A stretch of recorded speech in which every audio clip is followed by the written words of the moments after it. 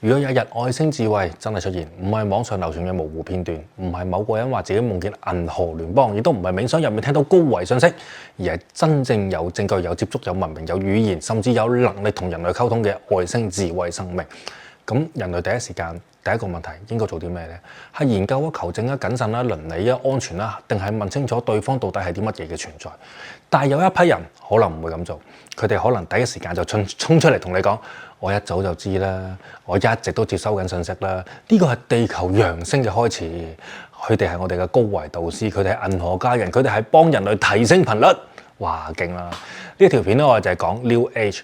嗱，我想講清楚啦，今集講嘅唔係每一個做冥想啊、玩水晶啊、研究靈性啊、相信宇宙能量嘅人咧都賴晒嘢，唔係嘅。人會痛苦，人會迷惘，人會療愈，人想尋找意義，呢啲都可以理解嘅。但係咧，我今日真正想講嘅係一套系統。將外星人神化，將未知包裝成高維權威，將人類嘅孤獨變成商品，再將療愈語言包裝成新宗教市場。呢個就係我今日要講嘅高維外星救世主崇拜。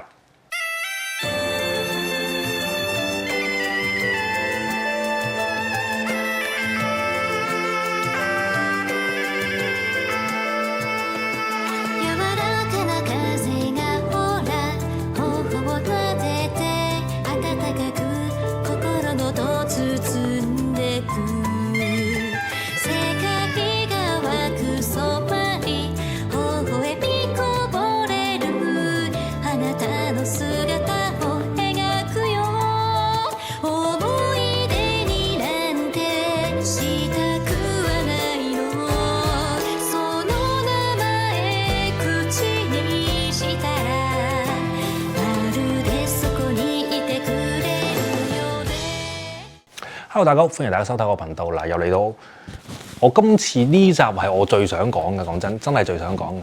講真，即係嗱 ，New Age 啊，最聰明嘅地方係咩啊？就係佢最唔會承認自己係宗教啊嘛。佢唔會話自己宗教嚟㗎，佢會話咩啊？我唔係宗教，我冇教條，我只有靈性，我只係頻率，我只係宇宙信息，我幫你去覺醒，連接高維嘅存在。哇，勁咯！聽落去真係好自由、好開放，好似冇權威咁。但係咧，我哋咧真係要問一句：唔叫宗教嘅話，就真係冇宗教嘅結構咩？以前傳統宗教有先知 New Age 有通靈管道；以前宗教有神諭 New Age 有呢個宇宙信息；以前宗教有天使 New Age 有呢個高維嘅存在；宗教有聖徒 New Age 有星際種子；以前宗教有末日 New Age 有揚升窗口；宗教有地獄恐懼 New Age 有低頻恐懼；宗教會有救主 New Age 有咩？銀河聯邦。即係你以為佢反宗教，其實佢好多時候只係將宗教嘅語言換成科幻嘅語言，神變成高維文明，天堂變成五維地球，祈禱變成顯化，罪變成低頻，救恩變成揚升，異端變成負能量。個名變咗啫，權力結構係冇變啊嘛。呢個先係最值得警惕嘅地方。New Age 亦都有爭議性嘅地方嘅，唔係佢相信外星人，相信宇宙可能有其他生命並唔荒謬。科學界都一陣有討論嘅啦，外星生命可能性係好高噶嘛，係咪先？咁真正問題係 New Age 太容易將外星生命直接升格為呢個精神權威。外星人如果存在嘅話，佢首先係一種生命啦，係咪？佢可能係有文明噶嘛，有科技、有歷史、有道德嘛，同時間亦都可以侵略、欺騙、階級利益同埋權力噶嘛。但係 New Age 咧，好多時候一講到外星文明，就即刻講到咩啊？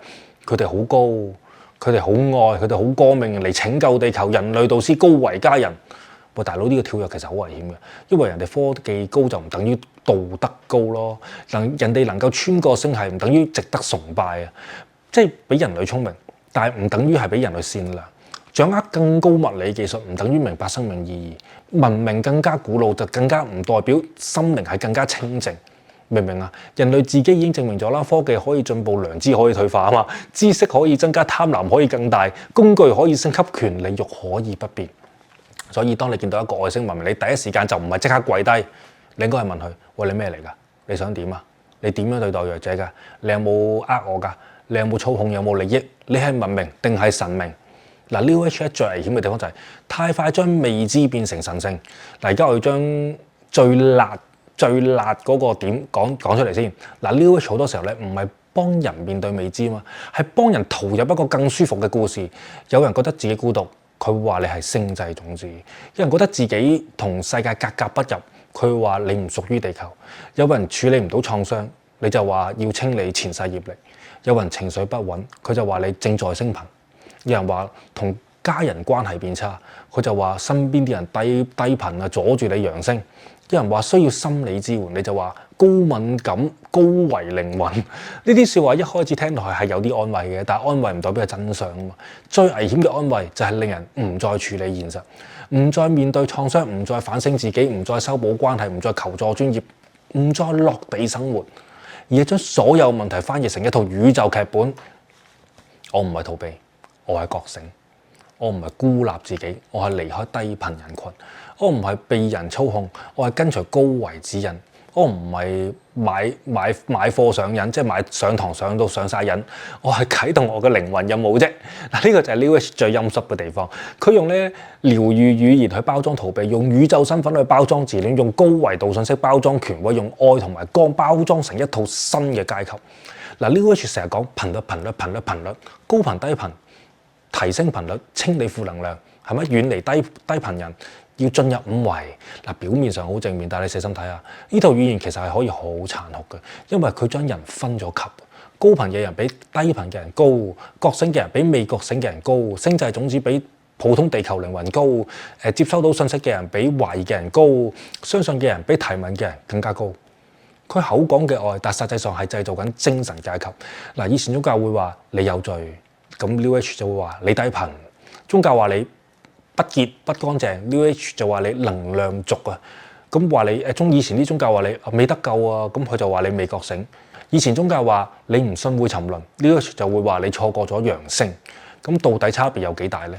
只係包裝唔同啫嘛。傳統宗教用審判令人恐懼 ，New Age 就用進化令人焦慮，係咪？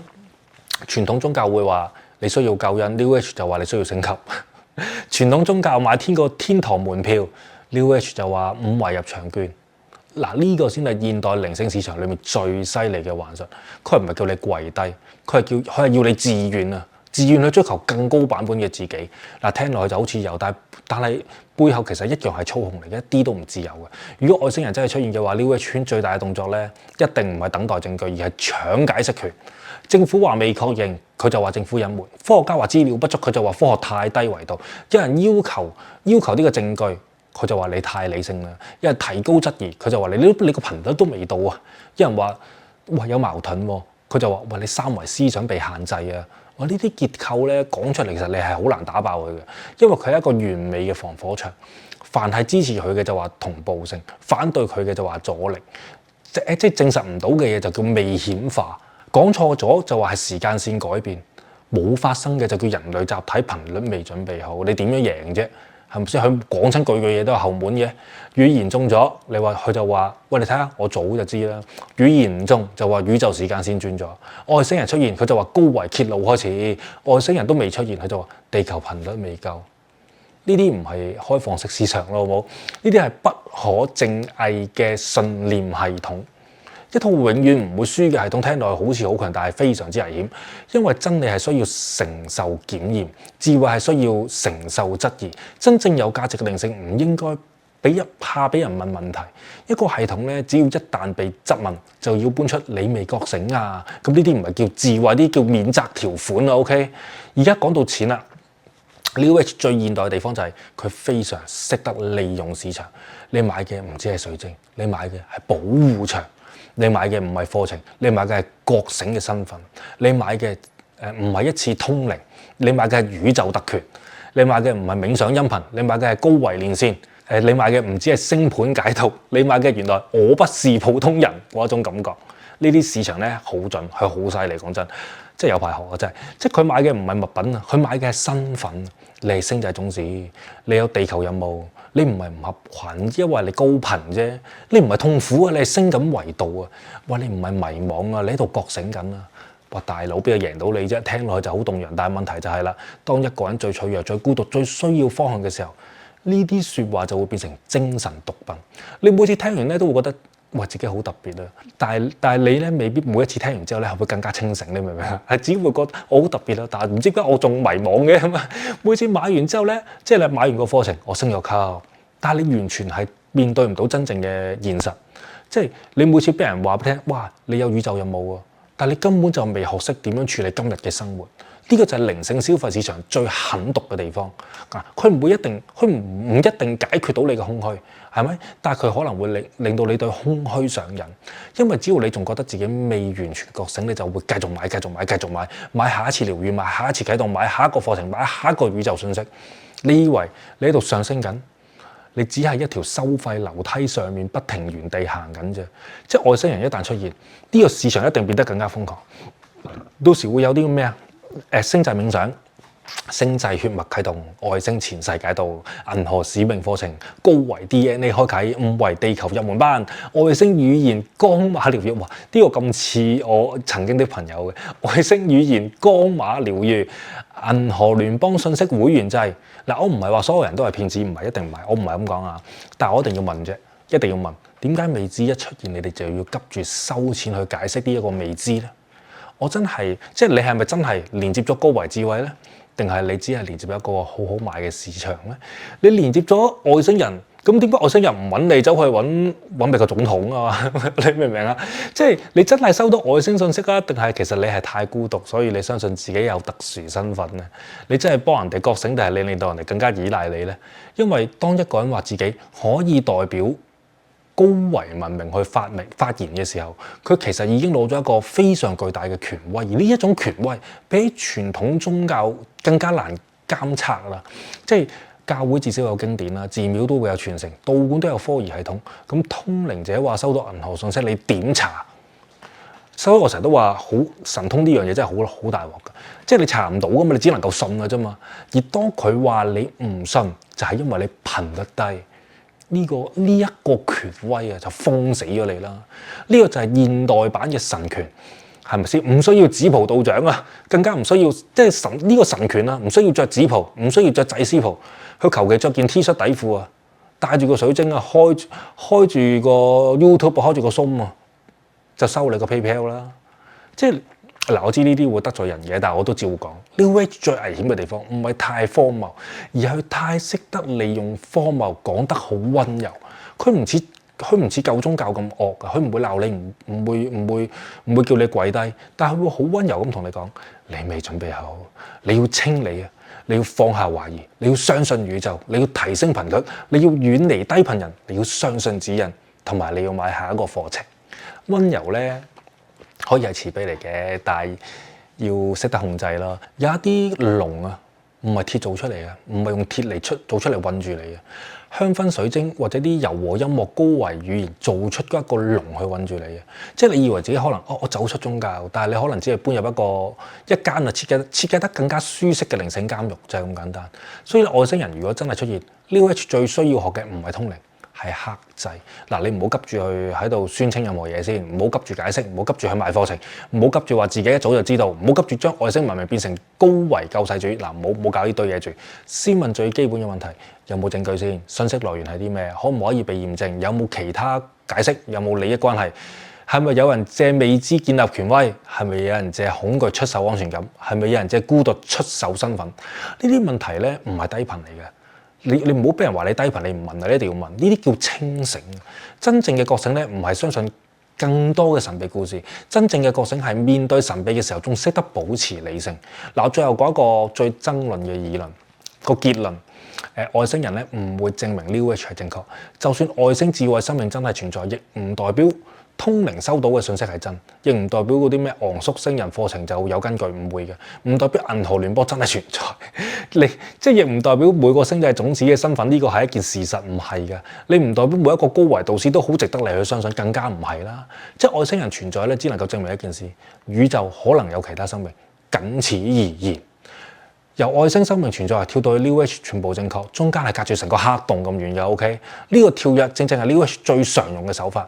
有一啲未知就夾硬塞一套信念俾你，有一啲神秘就夾硬宣稱自己掌握咗真相，有一啲證據模糊就變成宇宙啟示，有一啲科學邊界就變成靈性商品。呢啲唔係探索，呢個係佔領咗個未知啊。所以呢條片咧，我真正要講嘅係咩咧 ？New Age 唔係冇宗教性嘅 ，New Age 係一種不承認自己是宗教的新宗教。佢有神話、有儀式、有身份、有末世論、有救世論、有權威人物、有聖物、有禁忌語言，係咪先？有內外之分，有高低階級，有啲嘅精神市場。只係佢唔叫自己做宗教啫嘛，明唔明啊？佢叫覺醒啊嘛。但係唔係所有覺醒都係清醒啊嘛。有陣時覺醒可能只係另一場夢，尤其是係當外星人呢個概念出現 ，New Age 最容易就將人類拖入一個更加華麗嘅夢，即係一場關於高維文明會拯救我哋嘅夢，一場關於自己其實唔係普通人嘅夢。一場關於宇宙已經安排好一切嘅夢，一場關於只要提升頻率問題就會自動消失嘅夢。但係世界唔會因為你相信高維就自然會變好噶嘛，創傷唔會因為你叫做前世業力就會自動療愈噶嘛，人際關係唔會因為你話對方低頻咁啊自然解決噶嘛，社會問題唔會因為你冥想五維地球就會消失唔見咗啊，大佬！真正清醒嘅人咧唔會用宇宙故事去逃避地球責任，所以咧如果有一日外星人真係出現，New Age 最應該俾人審問，唔係因為 New Age 信得太多，係因為 New Age 太習慣將未知變成商品，將外星人變為救主，將人類嘅孤獨變成市場。外星人最值得研究，最值得謹慎，最值得對話，值得震撼。但外星人真係唔好急住神化咗佢先 ，OK？ 即係未知唔等於係神聖啊，未知唔等於係神聖，高科技唔等於係高道德，高維信息唔等於係真理，溫柔嘅語言唔等於係冇傷害。療愈嘅包裝唔等於自由 ，OK？ 如果外星文明真係嚟到地球，人類最需要嘅唔係更多通靈者，而係要更多清醒嘅人。因為真正危險嘅未必係天上面飛碟，可能係地上面已經準備好收費嘅高維翻譯員。所以咧，我最後講一句啊，最重要，外星人咧唔會令 New Age 變成真理啊，唔會㗎。外星人只會暴露 New Age 最深嘅慾望啊。人類唔想面對自己，人類想有更高嘅文明去替代自己，而家 AI 都係啦，係咪先 ？AI 出現個個都想有 AI 去替代自己，跟住自己坐喺度唔使做啊嘛，係咪先？以前等神，後嚟就等救世主，而家走嚟等銀河聯邦，即係個名係冇變，但係你哋嘅逃避係一直喺度變。如果真係要覺醒，第一步唔係連接高維，第一步係停止跪拜所有包裝成光嘅權威。外星人可以係生命，可以係文明，可以係未知，但係佢未必會係你嘅導師，未必係你嘅家人，未必係你嘅救主，更加未必係你嘅課程表裡面下一個收費嘅單元啦。OK， 即係外星人若果真係出現，唔該研究下先，懷疑下先，再對話，再去判斷，唔好第一時間就跪低，第一時間就課金，第一時間就去俾錢睇呢個上課程，即係唔好，因為真正嘅宇宙級清醒咧，唔係見到更高文明就崇拜，而係面對比自己強大嘅未知，一定要守住自己嘅判斷力，因為係好危險嘅。嗱，呢條片咧講到呢一度咧，外星人唔係高維導師，至少喺證明之前一定唔係。如果大家中意我頻道嘅話，記得訂閱我頻道，最近埋鬧鐘，咁冇得更新嘅時候，你第一時間知道。頻道嘅觀眾朋友，小弟誠意邀請散落世界各地嘅你。只要如果你中意玄學或者法科，或者對各種靈異故事特別有興趣嘅話，我都好歡迎你哋加入我嘅 WhatsApp 群組，一齊分享自己嘅親身經歷同埋感受，亦都可以俾我啦收集更加多靈異或者神棍嘅故事，等我可以分享上 YouTube 俾唔同嘅朋友知道啦。咁我哋個連結咧就已經喺影片簡介嗰度啦，等緊你哋啊！